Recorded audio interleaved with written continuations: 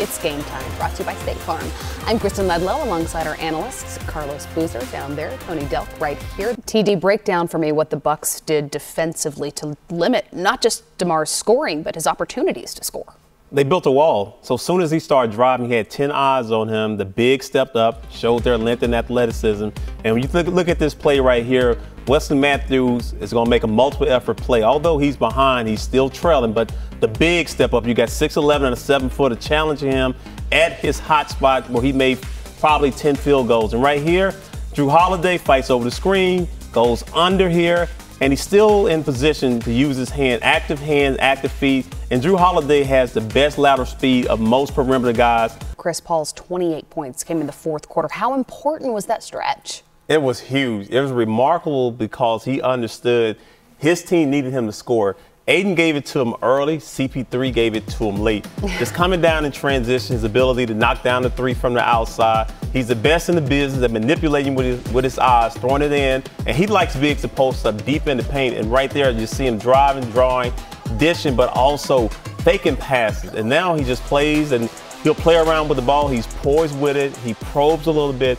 But when he's playing at a high level, it makes everyone else around him get up to his level, but also how he played defense. And what I loved about him is that he involved all his players early, late, and often. What did this win say about the Bucks' ability to close out this first-round series without him? That they're a championship team. They know what it takes to win, because players have been out throughout this season, when you think about just their bigs being out, just understanding how they win games is playing defense. We talked about this early.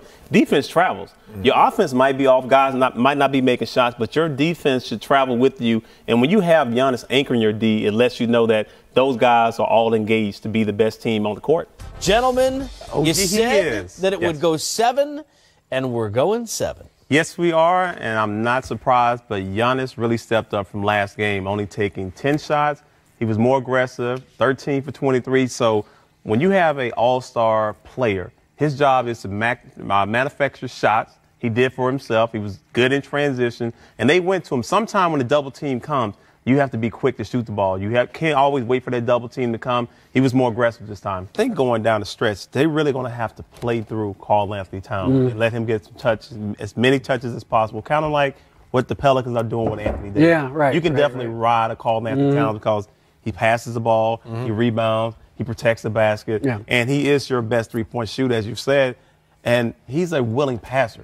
He wants to get his teammates involved, but also Wiggins is going to have to step. Consistency of getting out there to play enough for this. Well, I think your health is the most important thing, because this record never would have been achieved if LeBron had gotten hurt early. Right. We don't know, but I just think the way he plays and how he approaches the game, he knows the only way he can be able to break all these records is I have to take care of my health, and he's invested into his body. And it's a lot of sacrifices that he puts into himself, but also just the people around. He's surrounded himself with a lot of good people that also watch out for his health, but make sure he's making the right decision. And like you said, most important thing, only way you can really achieve all of this is like eating right, getting rest, and young players don't know that. All right, these guys are still young, and you're right.